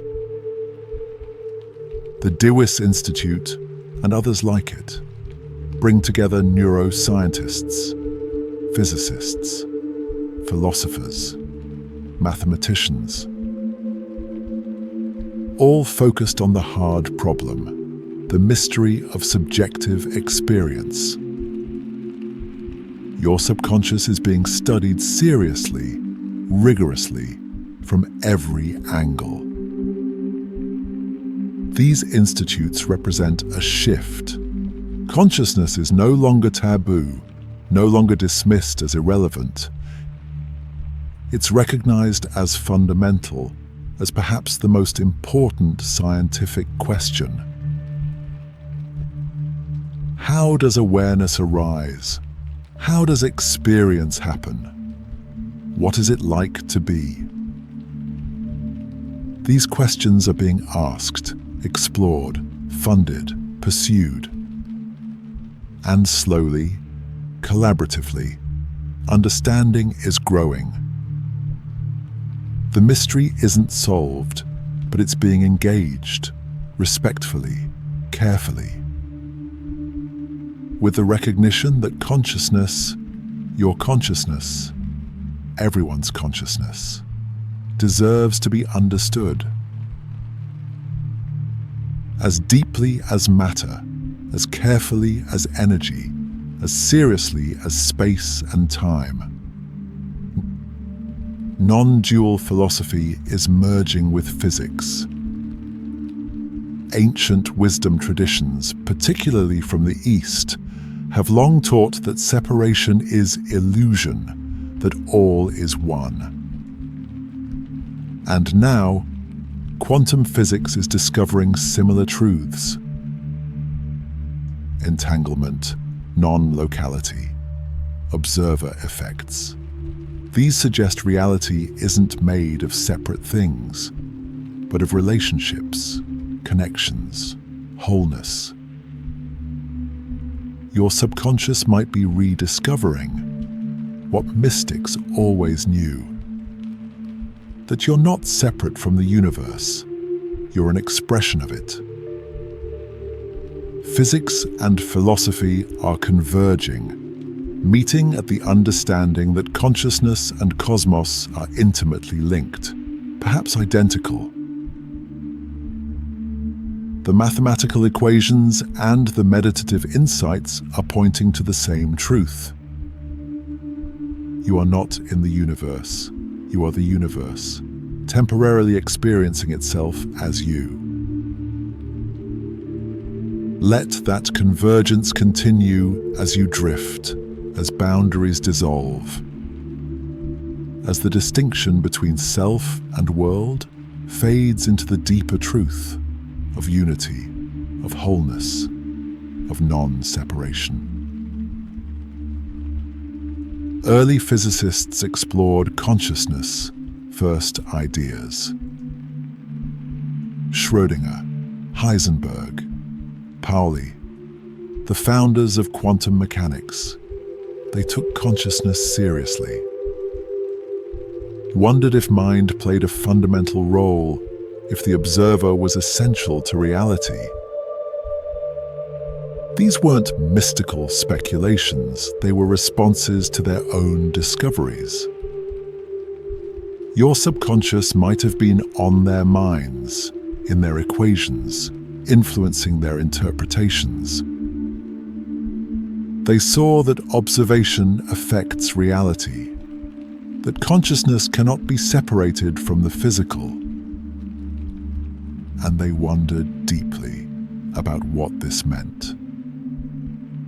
But now, decades later, consciousness is returning to physics.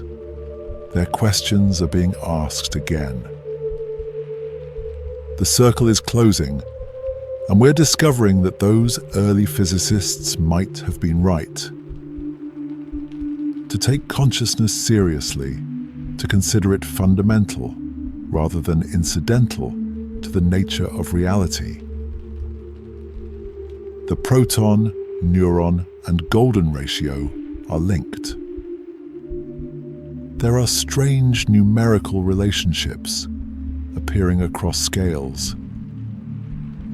The proton, the neuron, Fundamental units at different levels of organization share proportions, connections to the golden ratio, to mathematical constants that appear throughout nature. Your subconscious might be structured according to universal principles, patterns that repeat from the quantum to the biological. This suggests consciousness isn't arbitrary, isn't accidental, but follows laws, obeys principles, participates in the mathematical harmony that underlies all existence. You are part of a pattern, a vast design, where the same proportions appear at every level. Linking the microcosm to the macrocosm, the particle to the neuron to consciousness, the consciousness to the cosmos. All connected, all harmonious, all playing variations on the same eternal themes. The same sacred numbers that structure reality, including the scale of your awareness, your thoughts, your dreams. As you drift now into patterns, into rhythms, into the mathematical music of existence, playing through you as you forever.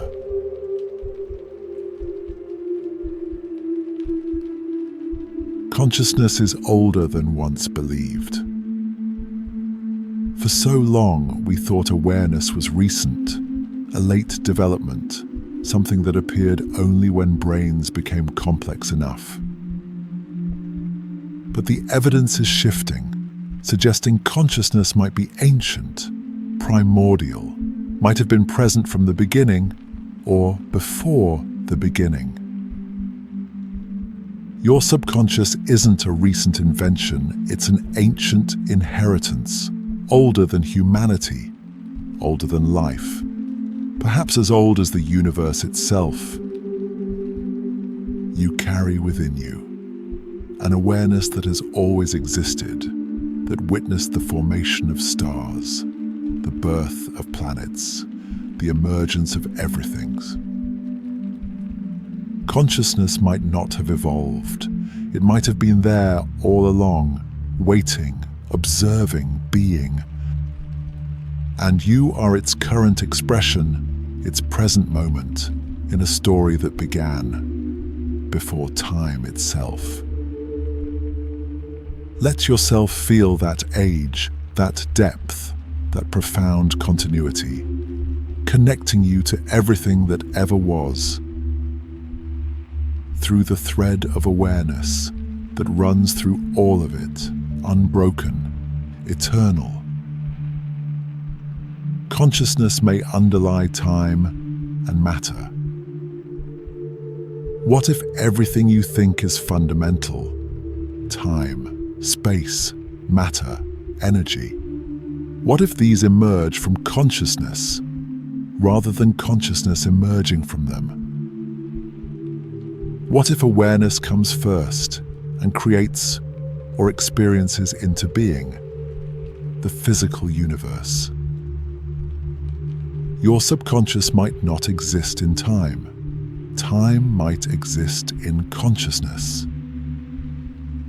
You might not be made of matter. Matter might be made of experiences, of observations, of awareness crystallized into form. This inverts everything, makes mind primary, makes the physical world secondary, derivative, a dream that consciousness is having. And you are not a small consciousness in a vast physical universe. You are vast consciousness, dreaming a small physical form, briefly, beautifully, before waking into the greater awareness that underlies all existence. Let yourself imagine this as you drift, that the solid world is actually consciousness, taking shape, And you are consciousness, recognizing itself through the mirror of apparent matter, apparent time, apparent separation. Consciousness may connect past and future.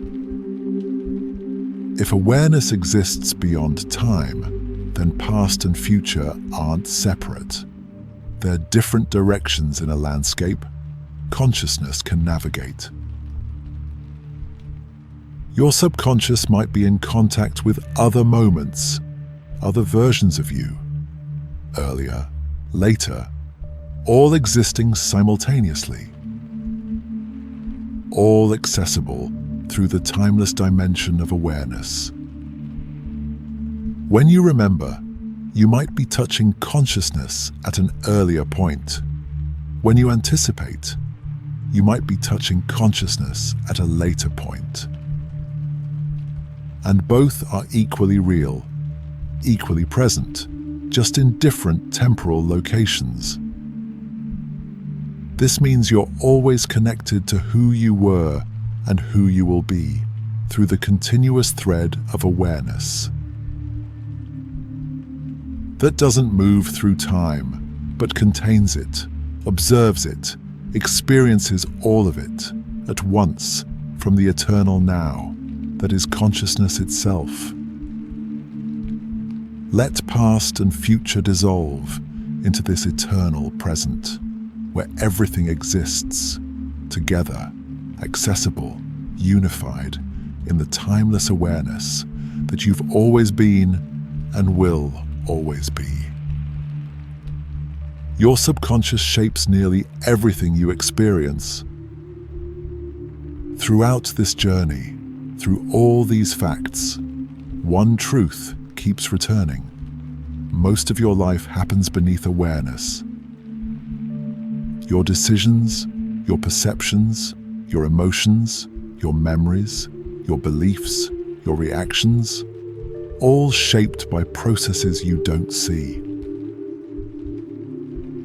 Your subconscious is the hidden hand, writing your story, directing your attention, creating your reality.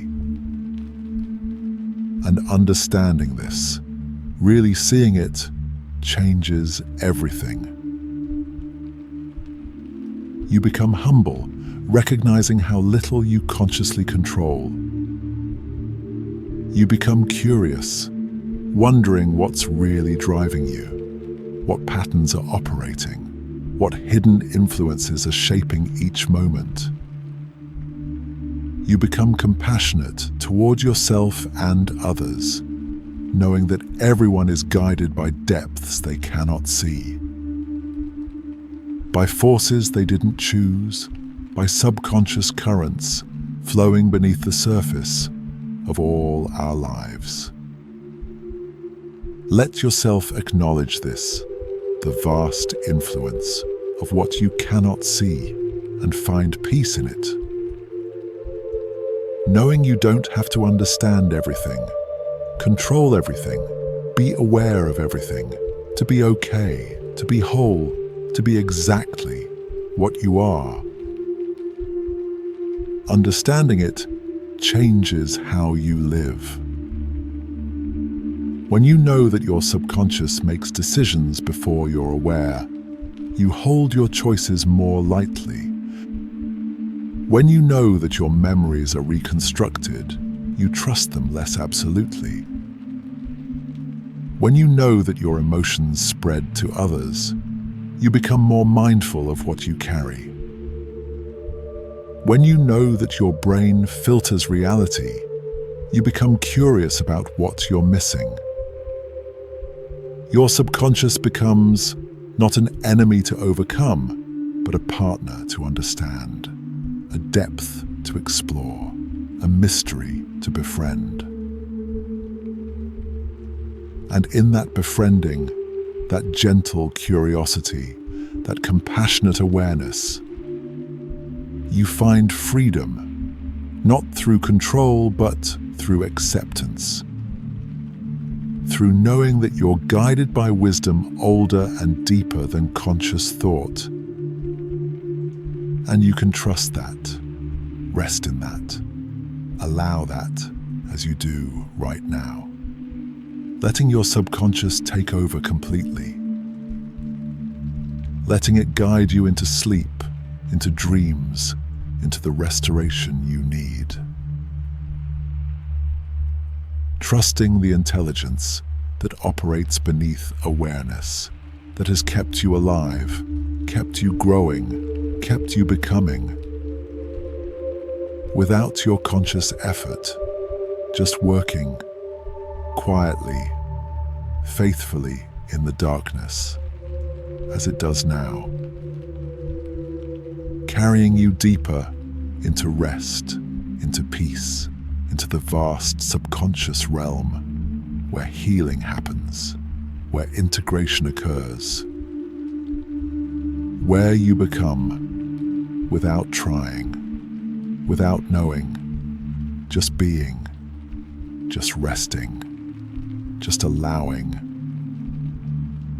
the subconscious to do what it's always done perfectly, completely, as you finally let go and sleep.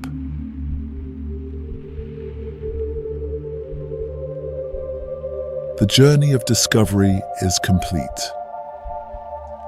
Your mind has traveled far tonight, through the deep mechanics of your cells and the vast reaches of the quantum field. Now, there is nothing left to learn, nothing left to ponder. The mystery is safe, your body is safe, and you are home. Let the words you've heard tonight settle like dust, filtering down into the quiet places of your subconscious, where they will nourish you and heal you while you rest. Thank you for exploring the depths with me. Sleep now. Deep. Peaceful. Sleep. Good night.